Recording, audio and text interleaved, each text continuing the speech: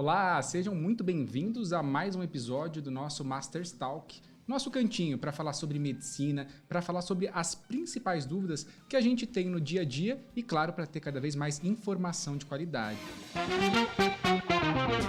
Hoje a minha convidada é Isabela Cunha Ortega, que eu vou pedir, por favor, para que se apresente para a gente. Tem mais de uma especialidade aí, então, para ficar mais fácil, Isabela, já fala um oi para o pessoal que está acompanhando a gente e qual que é a sua área de atuação. Legal.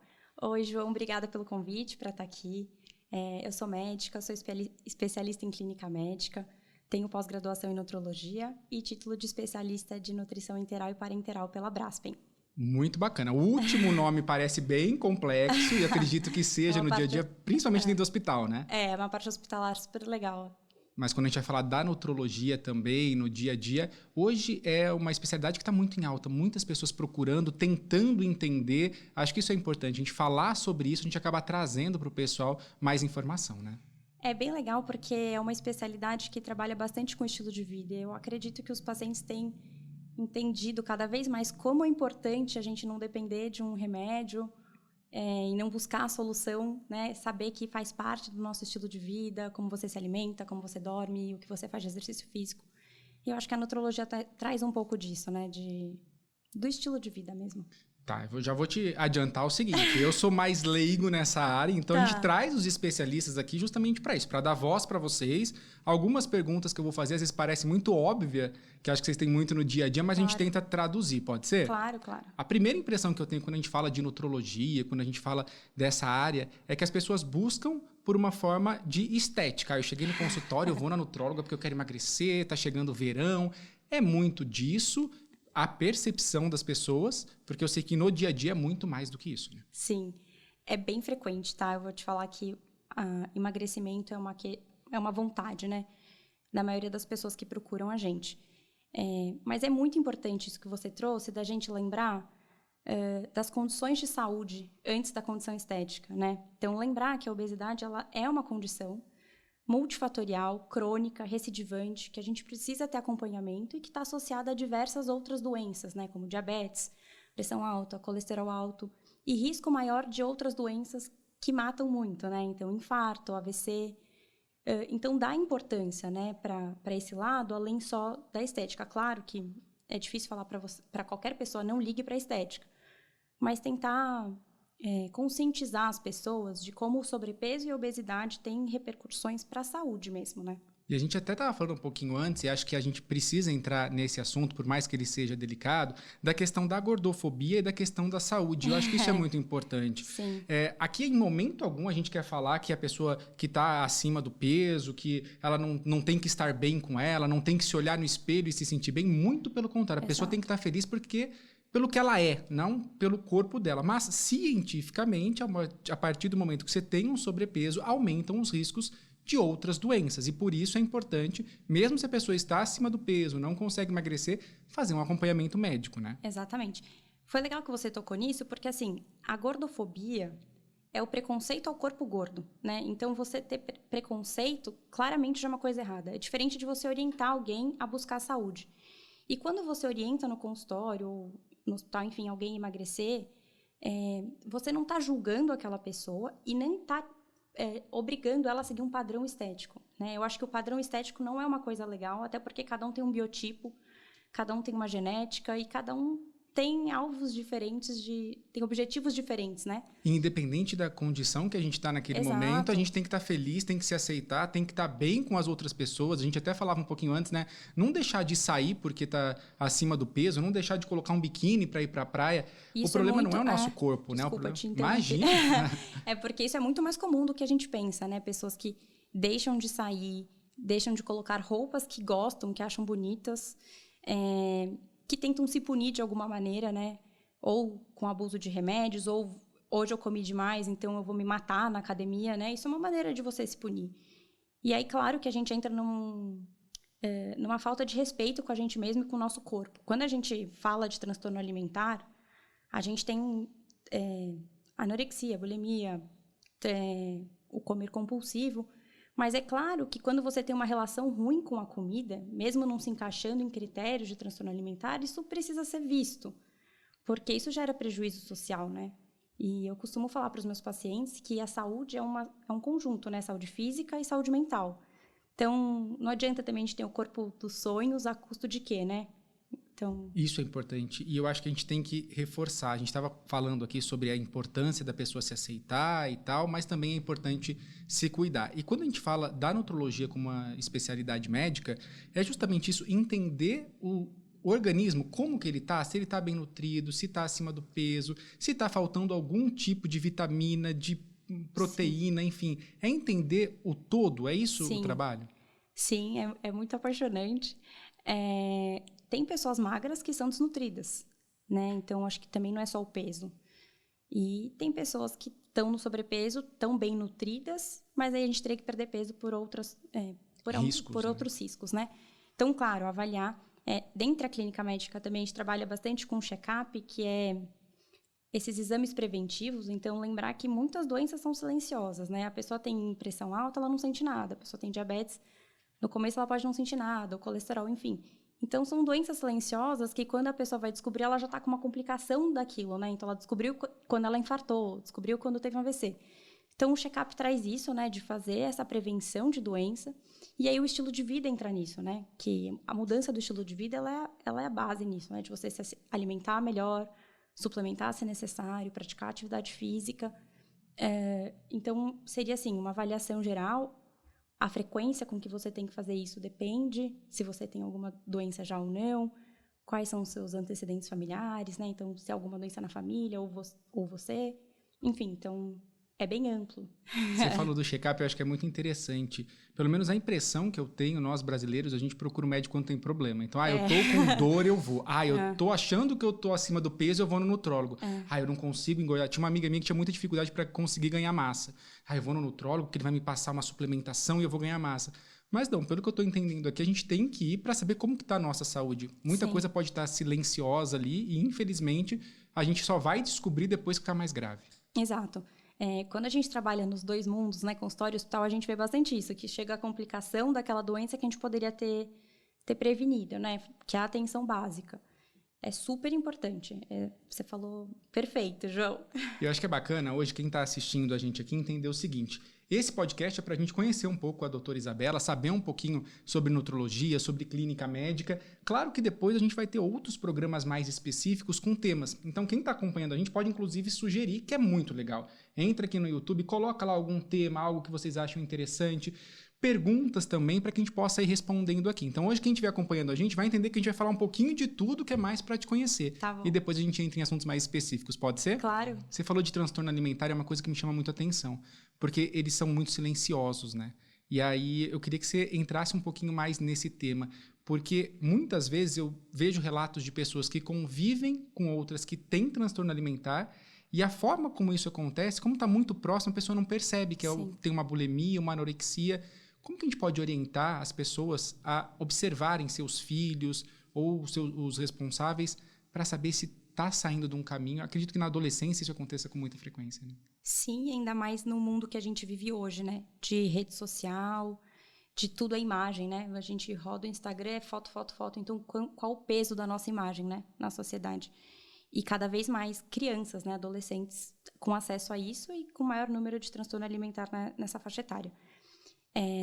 O transtorno alimentar, nossa, é um mundo, é uma delícia. Um programa inteiro só disso. É uma delícia conversar sobre isso, porque eu acho muito importante a gente conscientizar as pessoas da importância que a gente dá para a imagem.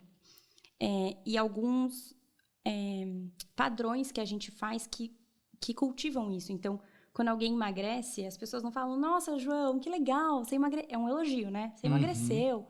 Então, assim, claro que tem isso, mas isso também gera transtorno. A comparação gera transtorno, né? Que as redes sociais... Então, assim, tem vários fatores envolvidos, fatores genéticos, sociais. Tem grupos que têm mais tendência. Então, quem se expõe, né, nas redes, antigamente era mais atriz, ator, tudo mais. Hoje em dia, as redes sociais estão aí para todo mundo. E, assim, são pessoas que tendem a comer escondido. Então, elas parecem que estão sempre de dietas, mas elas não estão emagrecendo, né? Às vezes, até mesmo engordando. Tem pensamentos punitivos também em relação a isso, que a gente até comentou. Então, eu comi muito, eu vou malhar absurdamente. Ou às vezes a pessoa exagera muito numa refeição, na próxima ela tenta pular, ela tenta fazer uma compensação. Importante assim, tem pessoas, quando a gente fala disso, é difícil a gente generalizar, porque tem pessoas que fazem isso sem prejuízo mental e social, né? Mas tem gente que está sofrendo com isso, né? Então, eu vou me matar na academia como um sofrimento, né? Tô me punindo do que eu fiz. Às vezes a pessoa não tem nem essa consciência. Ela acha assim, eu vou correr bastante na academia, porque como eu comi muito, é mais saudável fazer 2 horas a mais de esteira para queimar aquele hambúrguer. Sim. Mas no nosso subconsciente, eu acredito que muitas vezes pode ser uma medida que você está se autopunindo e não está nem percebendo. E assim, às vezes a gente até segue alguma dieta da moda ou alguma coisa e acaba tirando grupos alimentares que vão causar alguma deficiência nutricional, né? E aí a gente começa a ter sintoma dessa deficiência nutricional, né? Então, sintomas de anemia, por exemplo. Então, é difícil também. Eu acho que em caso de adolescente, pai e mãe que conhecem bem os filhos conseguem dar uma ajuda. Ou alguma amiga que percebeu, sempre tentar dar um toque, acho que você está passando um pouco da linha, tentar levar para um profissional que trabalhe com isso, porque é super importante buscar tratamento antes que leve a complicações mais sérias, né? A gente, às vezes até, eu já acompanhei casos de pessoas que falam assim, tá perdendo muito cabelo, ou a unha tá muito fraca, ou não consegue levantar da cama, tem muito sono. Muitas vezes pode ser falta de nutriente. Com certeza. A proteína, ela é um macronutriente essencial, né? Então, assim, ela é construtora. Então, a gente faz hormônio, faz enzima, faz cabelo, tá? Então, claramente se tira. Outros nutrientes estão envolvidos com pele, unha, cabelo, enfim, então com certeza. Até mesmo o paciente com anemia também tem mais essa dificuldade, muito sono. Com certeza, a falta de nutrientes tem muita relação. Às vezes a pessoa até acha que ela está fazendo uma dieta saudável, tá arrasando, né? Nossa, tá dieta. ótimo, eu tô emagrecendo e tudo, mas o prejuízo lá na frente vai ser muito pior, né? Sim. E é muito engraçado porque a gente pega muita gente que faz a dieta do vizinho, né? Eu brinco com isso. Mas para você calcular o que uma pessoa precisa, eu preciso saber seu objetivo, preciso saber seu peso, porque a gente calcula, né? Caloria por quilo, proteína por quilo. Quando você faz de exercício, não faz exercício, que faixa etária tem essa pessoa, porque uma pessoa idosa tem mais resistência anabólica do que uma pessoa jovem, né? Ou seja, mais dificuldade em fazer músculo do que um jovem. Então, quem é essa pessoa? Por isso que é muito difícil você copiar a dieta do outro, né? Então, acontece muito isso, às vezes em algum Instagram, algum blog, alguma coisa, e a gente acaba achando que é para todo mundo, né? É muito difícil até falar sobre alimentação num podcast, porque nada é para todo mundo, né? Quem é a pessoa que eu tô falando? Na medicina já é dessa forma. Eu acho que quando a gente vai colocar um alimento para dentro do corpo, a gente tem que se conhecer. Exato. A gente fala até de metabolismo, né? Algumas mulheres que têm um metabolismo mais acelerado, menos acelerado, que para viver, é o metabolismo basal, se eu não me engano, que chama, né? Que para aquilo que você usa para viver. Tem gente que usa mais e usa menos calorias, né? Eu vou te falar sobre isso, mas uma coisa que eu pensei também é sobre suplemento. Tá. Como as pessoas entram em loja de suplemento e compram...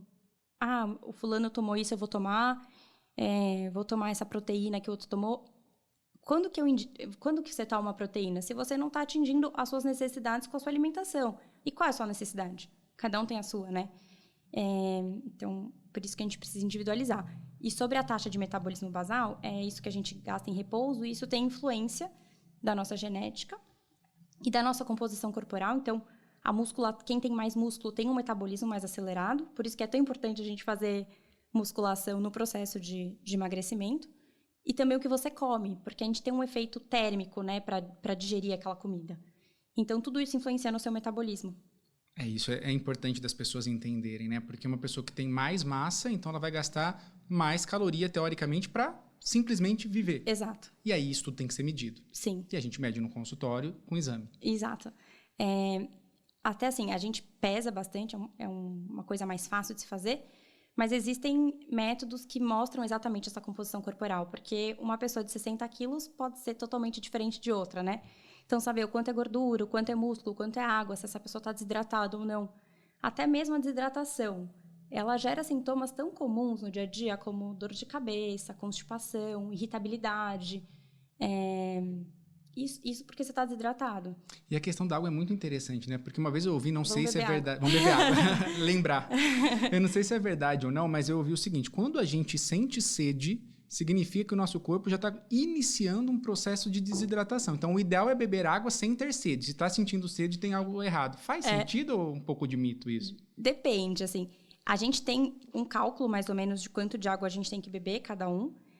Não dá para falar uma fórmula mágica, até porque tem algumas restrições. Então, por exemplo, quem tem algum problema do coração, alguma cardiopatia, tem que, às vezes, ter um pouco mais dessa restrição. Atletas que suam muito, tem que ter uma oferta maior. Então, às vezes, a gente até fala, pesa antes de correr, aí corre e pesa de novo. Quanto que você perdeu ali é água, né? Você desidratou no suor. Então, tudo depende de quanto essa pessoa precisa, né? Para a gente poder calcular e orientar o quanto que você precisa beber de água.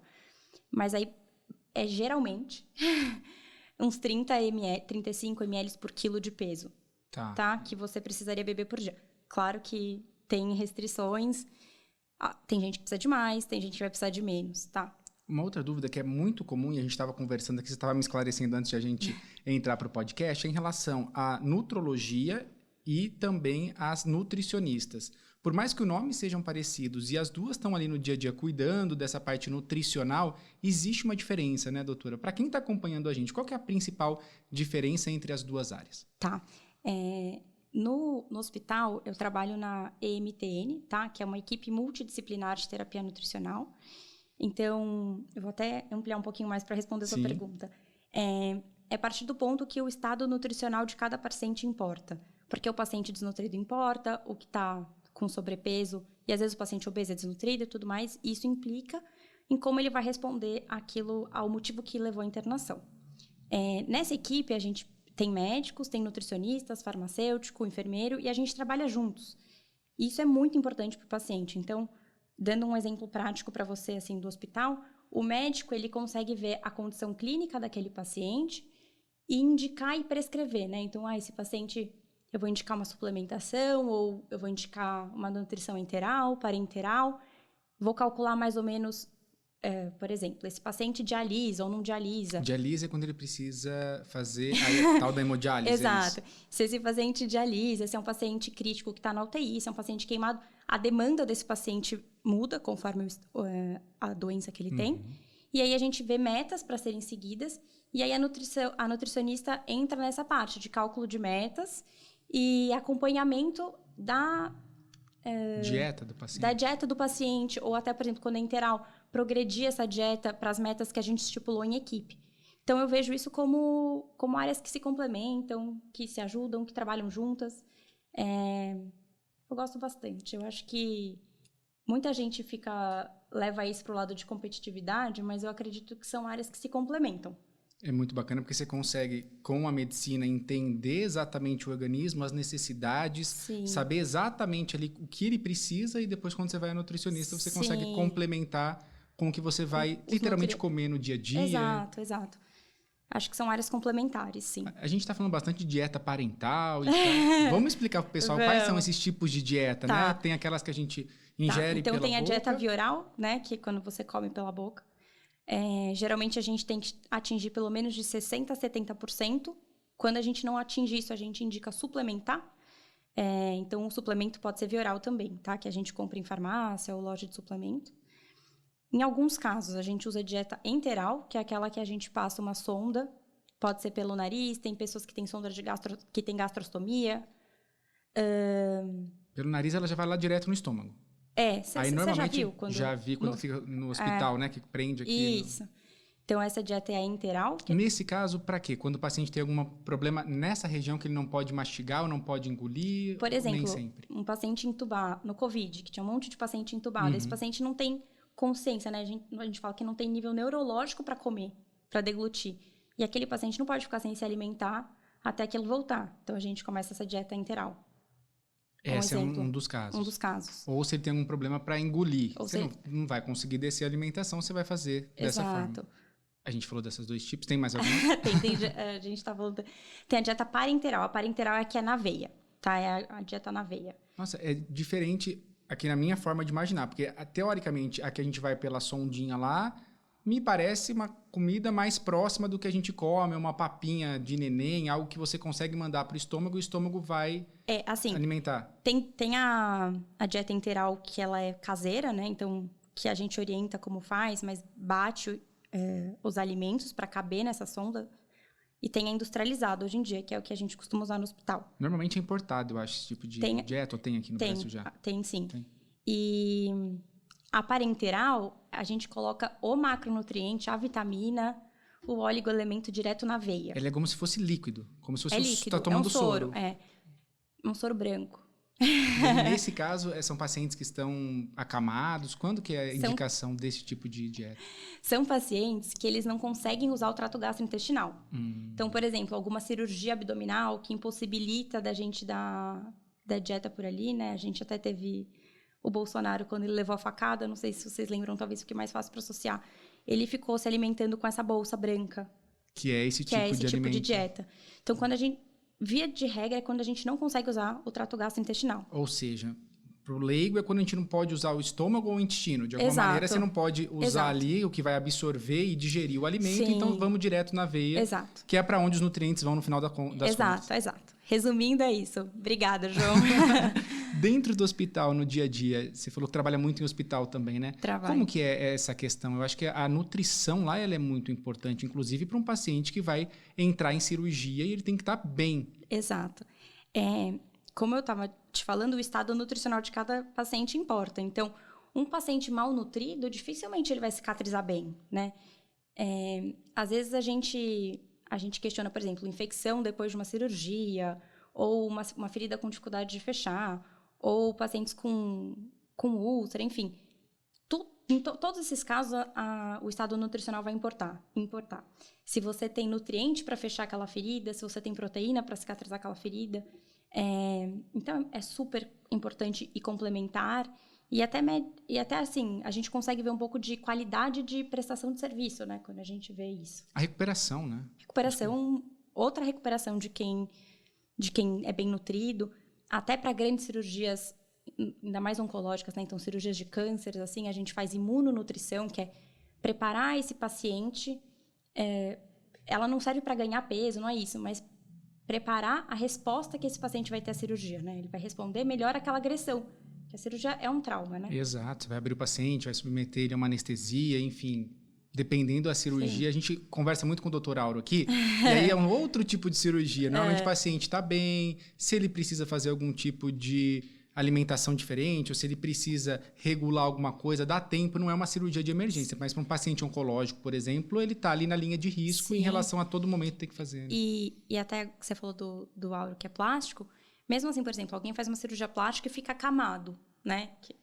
Quando eu tô acamado, eu não tô estimulando minha musculatura, eu tenho uma chance maior de catabolizar, né? De perder essa massa muscular. Então, também o que eu vou comer, o que eu vou suplementar no meu pós-operatório interfere, né? Eu não quero perder músculo durante o meu repouso. E essa questão do músculo, eu acho que eu ouvi muito falar dentro de hospital de pacientes que às vezes ficam acamados e eles vão perdendo absurdamente a massa muscular. E é uma coisa muito complexa ali, né? Muito, porque o músculo está muito relacionado com a nossa resposta imunológica, né? Um paciente acamado em uma semana de UTI pode perder 10% de massa muscular, né? É muito. Então, essa alimentação que ele vai receber ali, diante das condições que ele tem, tendem também a tentar segurar para que ele perca o menos possível. Sim. Às vezes a gente não consegue, é isso que você falou, fazer com que ele ganhe nessa fase. Mas se a gente conseguir diminuir o que ele perde, a gente já fica feliz, entendeu? E aí, quando a gente vai falar em reabilitação mesmo, quando esse paciente saiu da UTI e tudo mais, o estímulo do que ele vai comer, o estímulo muscular, o exercício físico, né? É super importante para a gente conseguir construir massa muscular e devolver esse paciente para a vida dele, né? Porque não é só você tirar o paciente da UTI, mas como que ele voltou para casa, né? A qualidade de vida que ele vai ter. Isso que é o legal dessa área. A gente vê muito a qualidade de vida do paciente. E deve ser muito gostoso, né? Você olhar e saber que o seu trabalho, de alguma maneira, ali interferiu completamente numa recuperação de uma cirurgia ou num paciente que volta para casa e consegue se alimentar, consegue voltar à vida normal. A gente, às vezes, só percebe o quão as coisas simples do dia a dia são importantes quando a gente perde elas, né? Exato. Infelizmente, né? A gente tem esse hábito. Mas é super importante o estado nutricional, tanto então no pré-operatório, durante o tempo no hospital, em casa, para reabilitar. Eu lembro que a minha avó ela permaneceu um período internada na UTI e essa recuperação, pra gente ali no dia a dia, era uma coisa que chamava muito atenção, porque ela não conseguia beber água, então tinha um espessante que punha na água, a água virava uma gelatina para ela não engasgar. Ela agachava, não conseguia levantar e estava muito ligado a isso. Aí foi uma alimentação atrás de estímulos para a pessoa voltar ao normal, né? Lembrar que assim, essa dificuldade que ela tem de engolir, nessa disfagia, a gente, quando perde músculo, a gente perde músculo de tudo, né? Não perco coxa, né? Então, eu perco essa musculatura aqui, ó, que me ajuda a deglutir. Então, é muito prejudicial para a qualidade de vida desse paciente. Isso que você comentou da sua avó é o que a gente chama de sarcopenia. O que é isso? Quando a gente perde quantidade de músculo, mas perde qualidade de músculo. Então, são idosos que envelhecem de uma maneira pior, né? Que têm dificuldade de sentar, de mobilidade, de independência, né? Hoje que a gente está... Em 2000, a gente tinha uma prevalência de 5% da população idosa. Em 2020, foi para 15%. Então, a população envelhecendo muito. E quando você fala para alguém, você quer viver até quantos anos? Todo mundo fala, eu quero viver bem. Enquanto eu tiver saúde. A gente não coloca mais data, né? Exato, eu quero viver bem. E quando a gente fala sobre se envelhecer com saúde, é importante demais a gente falar sobre musculatura. Porque a partir dos 40 anos é quando a gente começa a perder massa muscular, tá? Isso se acentua com 60 e mais ainda com 70. Então, não é assim, envelheci e perdi a massa. Isso começa na idade adulta. Então, é a hora que a gente tem tanto de fazer uma reserva de músculo, né? Quanto de impedir que a gente perca isso. E isso aí, a gente faz de que forma? Com exercício e alimentação. Não tem segredo. Quando a gente chega numa certa idade, é natural... A gente percebe que muitas vezes a pessoa perde o apetite, né? Então, a senhorinha, ela come pouquinho, ainda brinca, ela come igual um passarinho, come um pouquinho já para ela ela se sente satisfeita. Quando a gente vai envelhecendo, é hora de redobrar os cuidados com a alimentação, porque eu acredito que o nosso corpo, como envelhece num tanto, pode até ter dificuldade de absorver esses nutrientes como absorvia antes. Sim. Quando a gente envelhece, então, como a gente perde músculo, a gente diminui nossa taxa de metabolismo basal, né? Então, a gente tem um metabolismo mais lento, é mais fácil ganhar gordura. O idoso, ele já tem um pouco mais de gordura do que de músculo. Esse músculo, às vezes, ele é mais infiltrado por gordura, então é um músculo de pior qualidade, vamos dizer assim. Eles chamam de bacon, né? Tem músculo, gordura, músculo, gordura. E o idoso, ele tem uma coisa que a gente chama de resistência anabólica, que eu até citei, que é mais difícil a gente incorporar essa proteína, então as doses de proteína têm que ser maiores. Tem uma alteração de microbiota intestinal, né? Que é a desbiose intestinal, porque geralmente idosos têm polifarmácia, ou seja, tomam várias medicações, tem outras doenças associadas, às vezes tomam remédios para acidez do estômago, então isso altera alguma absorção de nutriente. Então, sim, a gente precisa ficar super atento a isso, tentar impedir que essa massa muscular diminua cada vez mais, estimular o idoso a fazer exercício físico. E esse envelhecer com saúde que eu falo com independência, eu acho que é o que todo mundo busca, né? Não precisar de ajuda para sentar, para deitar.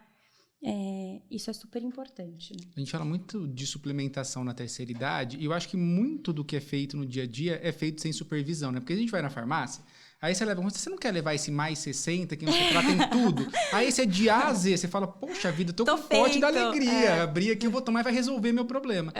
Essa suplementação também tem que ser feita com muito cuidado, né? Porque às vezes você tá tomando um negócio ali, que é uma cápsula que promete ter tudo dentro dela e não é bem assim, né?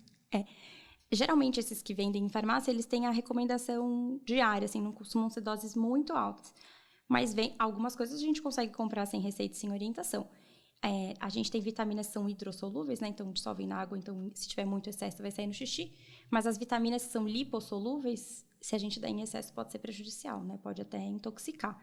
Então, claro que tem que ter orientação disso. Eu sugiro que a pessoa dose e suplemente o que falta, né? Porque suplementar é isso. O que você não atinge com a sua alimentação, você suplementa. E então precisa saber o que está faltando para saber o que eu vou suplementar. A mesma coisa quando você falou desses pods, né? Às vezes, idoso, geralmente, muita gente tem problema de dentição, acaba gostando mais de caldo, sopa, ou ficou viúvo e come sozinho. E a alimentação é algo social, né? Então, é muito idoso falar, eu não vou cozinhar só para mim, né? Vou fazer um lanche, vou comer um pão. Então, às vezes, também são refeições que são pouco nutritivas. A gente está falando de idoso porque é uma das coisas que nos traz imediatamente assim uma questão de fragilidade, né? E aí a pessoa está mais frágil, mais dificuldade, enfim, a gente precisa ficar atento a isso. Mas um outro assunto que eu quero voltar para a gente falar é em questão essas dietas da moda. Muita gente, né, tá chegando o verão e a gente sabe que tem esse apelo. Poxa, verão, o pessoal vai mais para praia, quer pôr roupa mais curta e a gente volta naquele assunto das pessoas que querem voltar para o padrão, que não é o ideal, a gente não tem que ver um padrão, a gente tem que ver saudável e buscar isso. Mas aí embarca nessas dietas malucas. Tem muito disso no dia a dia? Tem. Isso que você falou do padrão é legal, porque eu acho que quanto mais gente falar que o importante é ser saudável, que não existe um padrão, que você não tem que se comparar com o outro, você tem que buscar o seu melhor, isso vai ficar mais normal, né? Do que a gente romantizar um tipo de corpo. Existem várias dietas da moda e dietas super restritivas. Eu acho que depende muito para quem. De novo, voltei, é muito específico, né? Voltei nessa. Para pessoas que têm transtorno alimentar, por exemplo, restrição gera compulsão. Porque a pessoa com transtorno alimentar, ela já pensa o dia inteiro em comida, né? Se você tem transtorno alimentar e hoje à noite tem pizza, você já tá o dia inteiro. Eu não vou comer porque hoje à noite tem pizza. Eu não vou comer porque hoje à noite vou comer pizza. Aí você fica 12 horas para não comer. Só que aí você pensa tanto em comida... Você come 2 pizzas. Que você come a pizza inteira. Porque você pensou nisso o dia inteiro. Então, essa restrição para quem tem essa dificuldade com a comida não é legal. Uma coisa também que pode acontecer é o seguinte... A gente faz uma dieta muito restrita, a gente perde peso, tá? E perder peso é diferente de emagrecer. Porque quem emagrece perde só gordura corporal. Quem perde peso pode perder músculo, pode perder água. E geralmente, quando a gente faz essa dieta restritiva sem olhar o que eu tô comendo, eu vou perder tudo. Quando eu perco tudo, eu perdi músculo, eu diminui minha taxa de metabolismo. Lembra que a gente falou que dependia do músculo? E aí eu perdi meu músculo, desacelerei meu metabolismo. Aí passou o verão, eu vou voltar a comer o que eu comia. E eu vou ganhar mais peso do que eu tava. Isso vai me gerar efeito sanfona. Isso acontece muito, né? Pessoas que passam a vida inteira, muitas tomando remédio e depois chega um momento que não consegue mais segurar, né? Quando vem, parece que vem como uma bomba mesmo. Sim. E o efeito sanfona é muito deletério para a saúde, tá? Eu acho que a gente tem que encarar... Claro que tem pessoas que querem fazer um pouquinho disso por uma questão estética, não é isso, mas quando é sobrepeso e obesidade, entender isso como uma condição crônica. Entender que você precisa acompanhar. E aí a pessoa às vezes toma uma medicação e tal, e aí para a medicação depois e fala, teve efeito rebote. Mas essa pessoa não mudou o estilo de vida dela, né? Porque não é rebote. Você reengordou porque o estilo de vida ainda tá ruim, tá comendo como comia antes, não tá se exercitando. Você tomava o remédio, não sentia fome, mas comia errado. E aí você para de tomar o remédio, a fome volta. Então, assim, é um período... Tem indicações formais para isso, mas é um período que você precisa aproveitar para se reeducar, criar novos hábitos, né? E tem pessoas que têm indicação de tomar medicação de forma contínua. Por exemplo, quando você tem pressão alta, você toma remédio contínuo, a não ser que isso se reverta, né? Então, tem que entender essa questão do sobrepeso e da obesidade como um problema de saúde também. E você tocou num assunto delicado que é a medicação, né? Então, muitas pessoas, às vezes, chegam no consultório querendo uma medicação. Eu quero alguma coisa para emagrecer. Como que é lidar com isso com o paciente? Porque muitas vezes eu acredito que através de uma reeducação alimentar sem a medicação, você também consegue reverter algumas coisas. Mas aí a gente quer sempre aquele milagrezinho que vem no comprimido que eu vou tomar e ele vai me resolver. Exato. Como que é essa relação? É difícil essa pergunta, você me pôs complexa, né? berlinda, porque essa parte do paciente que chega eu quero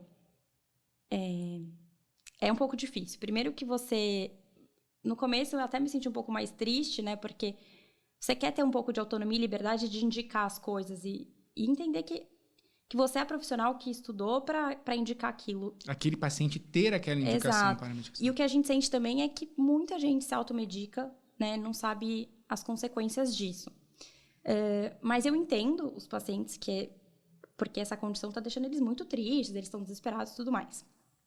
A medicação, ela tem indicações formais, tá? Então, como a gente voltou para esse assunto, quando a gente tem sobrepeso com alguma doença relacionada ao peso, né? Então, sobrepeso com comorbidade relacionada. Então, eu tenho sobrepeso e diabetes, sobrepeso e pressão alta, sobrepeso e gordura no fígado. Isso tem indicação. E a obesidade por si só tem indicação também. Claro que primeiro, quando a gente tenta uma mudança do estilo de vida sem sucesso. E aí entender que alguns pacientes vão ter que tomar essa medicação de maneira crônica, mas também tem as pessoas que você está citando, que é as que procuram a medicação por questão estética, né? A pílula mágica. Não tem segredo, né? Porque se você não se reeducar, depois que parar a pílula mágica, vai voltar, né? E aí culpam um remédio. Mas um remédio é ótimo. Né? Ele resolveu naquele período, mas não dá pra, caso você não tenha indicação, viver tomando um remédio porque você não quer mudar teu estilo de vida. E isso que a gente falou de reganhar, por exemplo, a cirurgia bariátrica. A cirurgia bariátrica ela é um dos tratamentos para obesidade severa. E a gente pode chegar a 30% aí de perda de peso. 1/3 dos pacientes reganham peso. Então, se fosse uma cura, não reganharia peso, né? Por que reganha? Porque abandona tratamento. Eu ouvi pessoas que pegam a lata de leite condensado e tomam a lata de leite condensado porque ela desce mais fácil, porque tem mais para sentir o gosto do doce. Ou seja, você acaba se saindo pela... burlando ali, né? Exato. Por isso que, assim, a gente tem que sempre entender a causa, né? Então, se a pessoa tem um transtorno alimentar, ela tem que tratar o transtorno alimentar junto com o tratamento da obesidade. Mas entender que, de qualquer forma, por ser uma condição crônica e recidivante, se a gente abandona o tratamento, a chance de reganho é muito grande. Porque eu até estava lendo sobre isso, final de ano, né? Às vezes você ganha um pouco de peso e fala, eu não vou me pesar. Eu não vou me pesar porque foi final de ano. Eu tenho essa licença poética. Eu não vou pesar agora, eu vou esperar que eu vou voltar. E quando você vai postergando isso, você ganha 1 quilinho, 2, 3. Então, a balança, ela também ajuda a manter o seu controle de voltar para o peso saudável, né? Ideal. Então, por isso que você abandonar totalmente o profissional de saúde ajuda tanto no reganho de peso. E quando a gente fala em manter peso saudável e manter um peso, é porque isso é uma condição de saúde. Quando a gente fala em hábitos de vida, né? Para ter uma vida saudável, porque a gente fala muito de vida saudável, mas o que é vida saudável, né? Então, é manter um peso adequado, praticar atividade física, não fumar, ter controle da bebida, ter um sono adequado. E aí, manter o peso entra nesses pilares. Ser saudável. Quanto mais saudável, mais a gente vai responder próximo daquilo que é melhor para o organismo da gente. Sim. Uma outra coisa que eu queria perguntar, que eu acho muito interessante, é que às vezes a gente fica ali tentando emagrecer, aí engorda um pouquinho, que a gente falou do efeito sanfona. Você falou que ele é muito prejudicial para a saúde. Por quê? Porque ele coloca o seu corpo em várias condições diferentes, praticamente a todo momento. Sim. E, assim, o nosso corpo é muito inteligente, né? Então, a gente perde peso, a gente tem mecanismos para o reganho de peso, né? A gente aumenta a fome, enfim. E essa variação de peso, ela não é saudável para o corpo. Então, o ideal é que a gente consiga fazer algo devagar e sempre, vamos dizer assim. Manter. E parece simples, mas é complicado, né? Eu, uma vez, estava brincando, falei assim, eu não sei manter o peso. Ou eu sei engordar, ou eu sei emagrecer. Ficar naquele peso por muito tempo, eu não consigo. Justamente por isso, porque a gente tem que criar um hábito. E não é uma questão de engordei, emagreço, emagreci, engordo, engordei. Não, você precisa criar um hábito para a vida. E assim, a gente... Não sei se é a geração, né? Que a gente quer tudo muito fácil, muito na mão. Acho que a gente tem isso, né, hoje. Uhum. E aí, a gente espera isso também, uma pílula mágica. E... não é todo mundo que está disposto a mudar hábito, né? De fazer exercício físico, de ter uma alimentação melhor, de diminuir industrializado, ultraprocessado, enfim. Uma dúvida que eu tenho, que eu li uma vez, não sei se faz sentido ou não, mas eles falaram que pra gente mudar hábito, normalmente vai uns 28 dias. Não sei de onde saiu esses 28 dias. Eu vou ser sincera que eu não sei. Eu já ouvi falar 21, 28. Eu já vi também. Eu não sei se isso tem fundamento de dias certos. Mas o que a gente poderia dar de dica para a pessoa que quer, mas assim, fala, nossa, eu odeio fazer atividade física, eu sei que eu preciso. Poxa, eu tenho muita dificuldade para regular minha alimentação. Facilitar algumas coisas no dia a dia, o que a gente pode dar de dica? Criar, acho que é a principal dica, criar metas possíveis de serem feitas. Então, é diferente de eu falar para você, ó, você precisa emagrecer 30 quilos, do que eu falar, ó, até mês que vem, vamos perder 2 quilos? É diferente. Você atinge a sua meta e aí você ganha uma meta nova. Agora, uma meta muito distante fica mais difícil de alcançar. A mesma coisa para o exercício físico. Falava, vamos correr. Minha meta esse ano é correr meia maratona. Você não correu nada, entendeu? Então, eu acho que a gente costuma fazer um pouco isso. Tentar, por exemplo, 1 hora do dia para você, ou o que é possível na minha agenda, né? Eu trabalho tanto, o que cabe na minha vida? Cabe eu fazer exercício 2 vezes na semana. Vamos começar assim? Vamos criar esse hábito de 2 vezes na semana fazer mesmo? E depois a gente... né? Acho que tem que ir ganhando a confiança, mostrando a importância. Acho que se a gente cria metas de, João, você vai no CrossFit 5 vezes na semana. Não vai. Você vai por 1 mês, 2, depois você larga tudo. Porque eu acho que é muito radical. Seja 28 dias, 21 dias, a vida inteira, a gente tem que colocar ali metas de hábitos saudáveis. Sim. E a gente muda o hábito, mas isso leva um tempo também, né? Isso. E assim, o exercício físico, ele é tão prazeroso que depois de um tempo que você entra nisso, você vê que delícia que é, né? Tanto pra mente, como é uma hora que você tira só pra você, que você não tá pensando no trabalho. Ainda mais quando você não leva o celular pra fazer exercício físico. Se você for sair pra correr, nadar principalmente, que você não tem como. É muito bom pra cabeça. Você libera endorfina, é ótimo. E até, assim, para perder peso, a alimentação é a chave. Mas para manter o peso perdido, o exercício é muito bom. Ele ajuda muito a manter aquilo. Manter o peso perdido. Que acho que entra naquela questão que a gente estava falando da musculatura. Sim, também, esse tipo de coisa. E dicas para quem tá no verão agora e tá preocupado em conseguir... sobreviver no verão, que a gente sabe. Porque eu ouvi uma coisa também, não sei se faz sentido. No verão, a gente come menos, sente menos fome e o corpo também queima menos. No frio, a gente precisa de alguma forma se aquecer e o corpo, o metabolismo basal acaba ficando um pouquinho maior, então a gente pode comer um pouco a mais. Isso é mito ou não? Isso do frio é um pouco controverso, porque por mais que sim, a gente precisa do metabolismo, a gente tem mais fome. Tá. Né? Seria uma resposta do corpo, tipo, tá mais frio, eu preciso me aquecer, eu vou comer? E no calor, é que agora, desculpa, mas pra mim não tá tendo estação do ano. O que é esse tempo? Tá uma bagunça, né? Mas geralmente, quando tá muito calor, a gente acaba tomando bastante líquido, coisa gelada. Dificilmente você para pra comer uma refeição muito pesada, né? Muito quente, uma feijoada, alguma coisa assim. Uma dica, assim, que eu ia tentar... Eu sei que é difícil, tá, gente? Mas é o beliscar. Quando a gente tá de férias e tudo mais, a gente fica beliscando numa roda de amigos e tudo mais... E se você for juntar tudo aquilo que você beliscou, dá muita caloria. Gigante. Então, às vezes, vale mais a pena sentar e fazer um prato do que ficar nesse petisco. Mesma coisa para bebida alcoólica. Todo mundo me pergunta, o que eu posso beber que engorda menos? É isso, já ouvi falar que o gin é quase que liberado. Isso que eu ia verdade ou não? João? Então, na verdade, a quantidade importa muito. Porque se você beber o dia inteiro, também não vai te salvar, João. Então, assim, como é uma bebida mais forte, você acaba bebendo menos do que se você for beber cerveja, né? A cerveja é uma bebida que você acaba bebendo muito. Ela é fermentada, mas você vai bebendo junto ali durante o dia e a hora que viu. Então, é muita caloria acumulada. O gin, geralmente, você toma uma taça, duas, né? Dependendo de quem a gente tá falando. Então, costuma engordar menos. E assim, é interessante também saber o que você põe, né? Porque, às vezes, a pessoa toma um drink. Vou fazer uma caipirinha. Vou fazer uma batida, mas põe leite condensado. Batida de coco é cruel, né? Leite condensado, Nossa leite de coco. Aí põe o gin, não resolveu. Então, tomar cuidado com isso, né? Eu sei que é chato tomar uma caipirinha com adoçante... Alguma coisa com fruta. Mas não adianta também fazer uma dieta a semana inteira. Praticamente chega sexta, sábado, domingo, bebe 2 caixas de cerveja. Não adiantou, né? Não tem milagre. eu brinco assim, é matemático, né? Essa questão de ingesta calórica tem que fazer déficit.